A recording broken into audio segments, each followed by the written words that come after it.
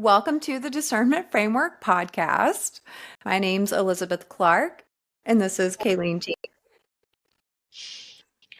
So, we developed an advanced self muscle testing methodology. We call it Discernment Framework, and we're going to talk about why we developed it and how it's more accurate, what makes it more accurate than all of the self muscle testing you've probably done before, all the self muscle testing that we've done before. What else? We're going to start there, and we're going to see where we go, because you and I tend to go off on tangents. So who else knows what we'll come up with during this? Yes. This is our first podcast episode together ever. All right, so here's a little background on each of us in case you don't know us. You probably do, but in case you don't, I started muscle testing in 2017 when I actually healed a lot from mold illness and kind of everything, mold illness, autoimmune, lupus, like that kind of stuff, from seeing a muscle testing doctor that actually really knew what they were doing. And I got sick again, and when I went back to that doctor, they were no longer at the same practice. But somebody I had met at that practice, another patient, was like, "You can muscle test yourself." And she taught me the basics. She taught me a pendulum. She said there's like a finger method, there's a sway method, and I got on YouTube and I saw some different like varieties and examples. And I just kind of like started messing around with it. And I was like, wow, I was heavy into biohacking. This is actually about the time that Kayleen and I met online in the biohacking community. And I was like, this is it. Like, this is the ultimate biohack. Why is everyone not doing this? And I was just pretty accurate at it off the bat. And I started teaching it in my first ever like online program, which was kind of like a biohacking type, like self-healing thing. And most people picked it up pretty easily. And at that point, I saw like some people's yes was backward when they swayed and some people's no was forward. But everything on the internet that I could find was basically like, yeah, that's normal. So like no reason to like really go deeper. I just thought it's all about practice, putting in the reps and knowing the things that you need to test, which we go into in some of our courses, like the form, the combination, the timing, the amount, like if you're testing supplements and that type of thing. But eventually I came across some science and studied with different people in the field and came to realize there are ways to make it more accurate. And I used my background in diagnostics and clinical dietetics to try and take like a more analytical approach than it seemed like I was seeing on the internet in general. But I was still just using the sway method really for everything. And the sway method's great, but there are some limitations even to the sway method that I feel like Kayleen has really figured out like an alternative way to muscle test and get like even more accuracy and more detail. So that's kind of my background, how I came to this work. What about you? So mine was a little bit similar. You and I had both been muscle tested by the same type of muscle tester, which is not your standard applied kinesiology muscle test. But I had been muscle tested by this doctor, and she was finding things out about me that I was like, how did you figure that out? And they were working. They were working really well. And that was kind of the first like instinct where I was like, I'm gonna have to learn this eventually. This is like too good to be true. I have to do this. And I was also very much in the biohacking world. I still am. I love biohacking. I was just like, God, this is just gonna be amazing. But I didn't know anybody that really taught it. And at the time, it was just not something that I could really put my heart and soul into. So I just kept getting muscle tested by my doctor. And then she had recommended that I go see her doctor because she wasn't getting some of the right answers. And we were trying to heal like my infertility and trying to figure out what the heck was wrong with me, because really everything came up pretty normal.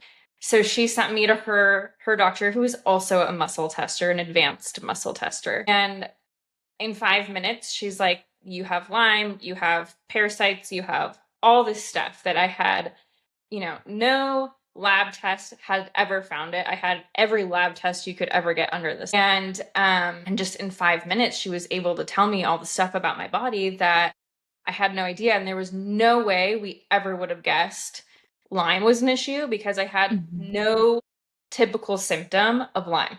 Mhm. So, And there were other things like that too, like histamine stuff. oh yeah, massive histamine stuff that I would never, I have zero symptoms of like mast cells, but it's like massive off the charts now if I go to blood test it. That's so wild. Yes. So anyway, it was around the time that I got my Lyme diagnosis that I had kind of found you again. I mean, we had been in the same circles of like biohacking, but you had kind of rebranded and redone some stuff since I seen you, several years prior. You had done a medical astrology reading on me, and That's right. yes. And you were no longer doing that, but you were teaching self muscle testing. And I was like, this is it. This is where I'm going to learn how to do muscle testing. Because not only did I want to know how to do it on myself, I wanted to do it on my daughter. There were no pediatricians out there muscle testing. And I was like, gosh, like when she's sick, like I just want to know what's wrong with her. I want to know what the remedy is going to be. So that's when I started learning from you. And it clicked very, very fast for me. Yeah, it really did. And I just fell in love with it. I was like, I have to know everything there is to know about self muscle testing. So that's kind of my background. And you studied with other people too, in person and virtually, and learned things that, that I didn't know about. And also, even us like studying with some of the same people, we took different things away from that. Like each of our, you know, I feel like we have unique ways of muscle testing, like unique ways of investigating something. And I could tell right away, like when we started working together, I was like, oh my gosh, she's going to be better than I am at this, like pretty soon. Like she gets it. That's the cool part about muscle testing is once you have the foundation and you know the right kind of tricks that make this accurate, you can then kind of think outside the box. And that's where you and I will go into muscle tests either ourselves or someone else. And you and I will never test the exact same way, but we will always come to the same conclusion. So true. It's so true. And like we've worked really hard to get like a basic framework of like if we were going to teach this to other people, what are the things that like what's the bare minimum to make it accurate, But when it comes down to it, like once you know that bare minimum, like you said, like I heard somebody describe astrology as a technical art yesterday, and I was like, that's kind of what muscle testing is, kind of a technical art. But there is science to it, which is why we're here today, because we hear other professionals, functional medicine doctors, even people that muscle test on other people in their private practice. We hear all the time that self muscle testing is not accurate or that proxy testing isn't accurate. And the fact of the matter is there are some things that have just been accepted even in the self muscle testing community that are indications that you're not doing an advanced enough method. You're not doing it in an advanced way. Like the whole some people's forward is or some people's yes is backwards. Like it shouldn't be actually. Like your your yes should be forward. That's an indication that your muscle testing has a piece that needs to be tweaked about it before you even start testing in order to make it accurate. So that's a big part of what we've done is number one, there are things that you have to do before you even start muscle testing so that you know you're going to get accurate answers. Number two, you have to be asking the right questions, so like not just yes or no, even though traditionally we think of muscle testing as only being able to give a yes or no answer. That's not true. We actually have like ways to get more than a yes or no, and it has nothing to do with swaying side to side or in a circle or anything like that. It's still just forward or back. But also on that topic, you do need the correct form every single time. You need a repeatable form that's going to give you the same amount of force from your body weight. You need to be aware of, which muscles should be engaging, which muscles should be weakening or relaxing, if you're getting a no, which also leads into false negatives, something that we see all the time.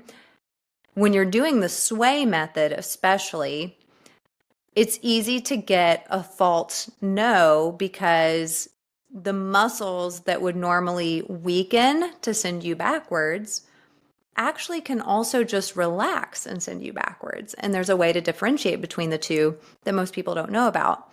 And then also correlation makes self muscle testing more accurate the way that we teach it compared to what most people would see on like YouTube or what you've been doing in your own, like in your kitchen for years. Like correlation meaning you don't always have to ask a yes or no question and get a forward for a yes or backwards for a no. You can actually just build data points and reverse the last sway to see what correlates.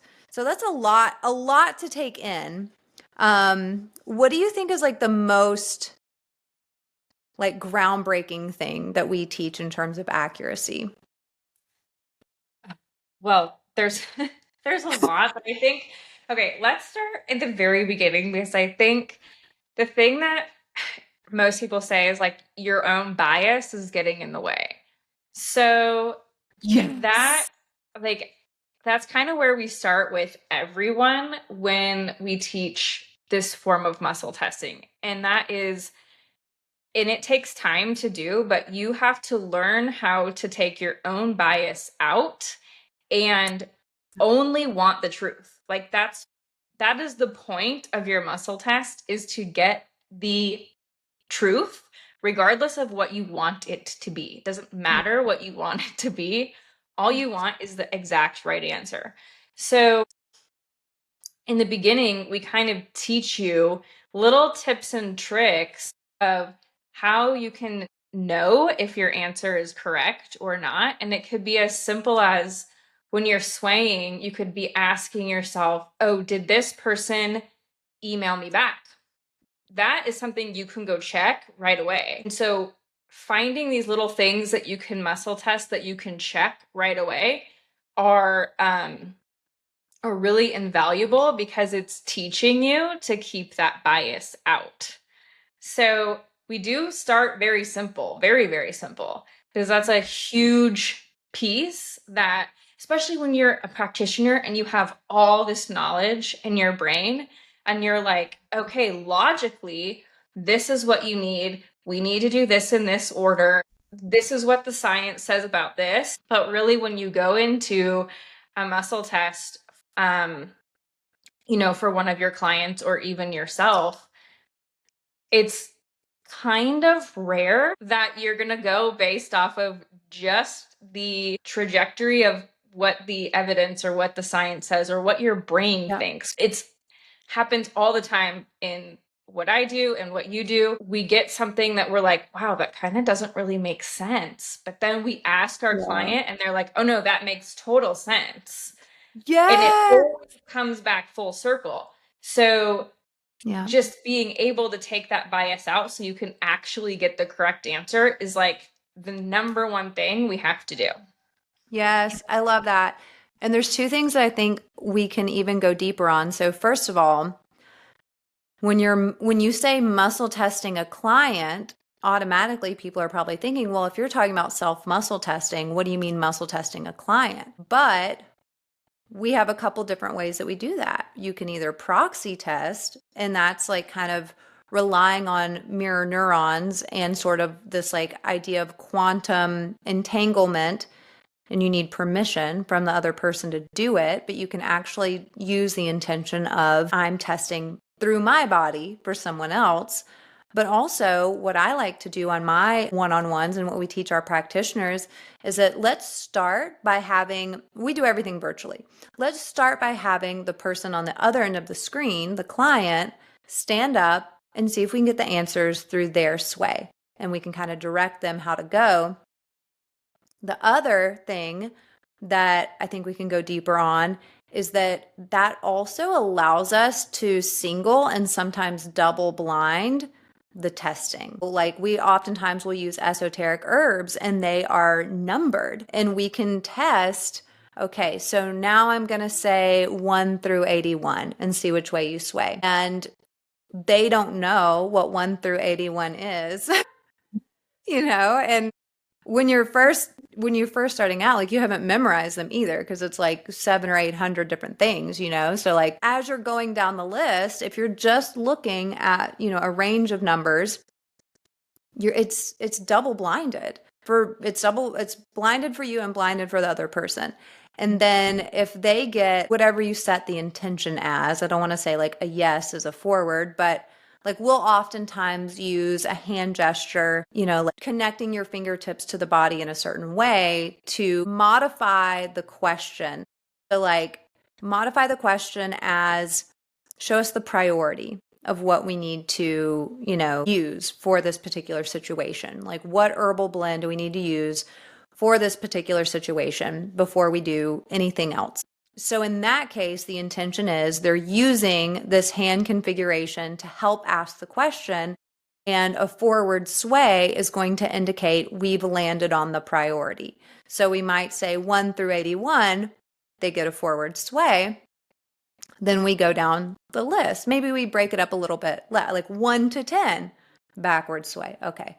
11 to 20, forward sway. Okay. Now 11. And we go down the list until we get the one thing that's a forward sway. And this just happened to me the other day with a client where she had told me a little bit of like background on what she was going through. I had no idea what we were going to find.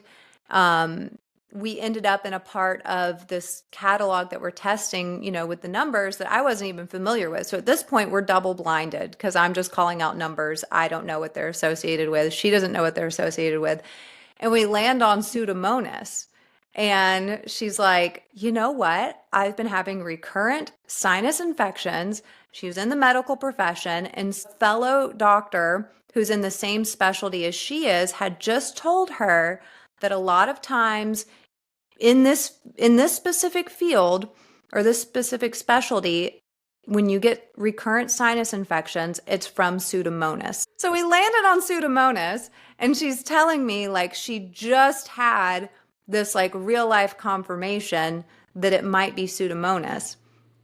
And it's like, okay, well, we obviously have no bias in this situation because I don't know what we're testing. She doesn't know what we're testing. But we also did these steps before she even started swaying to make sure that physiologically she was like her nervous system was going to be giving us accurate answers. So we know before we start testing that the nervous system inflammation is not there. Whereas like, what might you see if there was like probably 90% of the population? Like what kinds of things from a nervous system standpoint are going to interfere with accurate self-muscle testing?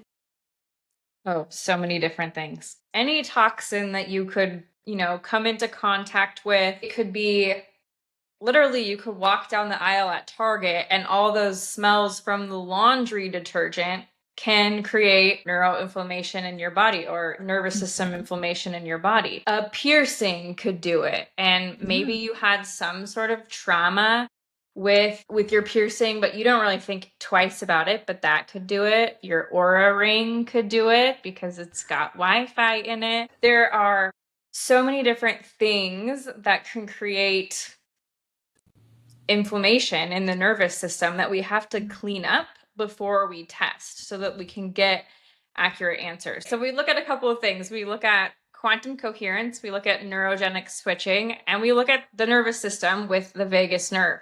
All of those have to be cleaned up before we do any kind of testing, if you're going to do it on yourself or if you're going to do this for a client. So you both need to be cleaned up to get accurate answers, right?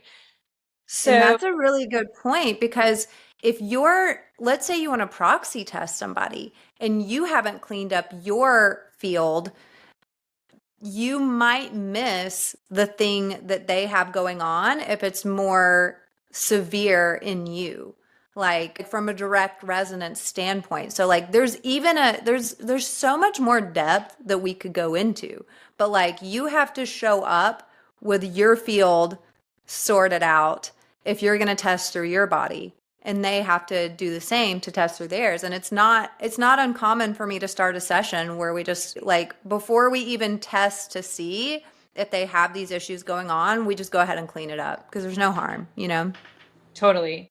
And if you are going to be the practitioner doing a form of self muscle testing or proxy testing on your client, you kind of need to make sure that you have a good protocol going on if you have any sort of chronic symptoms or illness or whatever, because then there can be something we call transference. And we have to make sure that you're completely cleaned up, you're on a good protocol that is working for you, so that you can then accurately test somebody else because your whole body is now cleaned up with the steps that we teach and a protocol that your body really needs right then and there.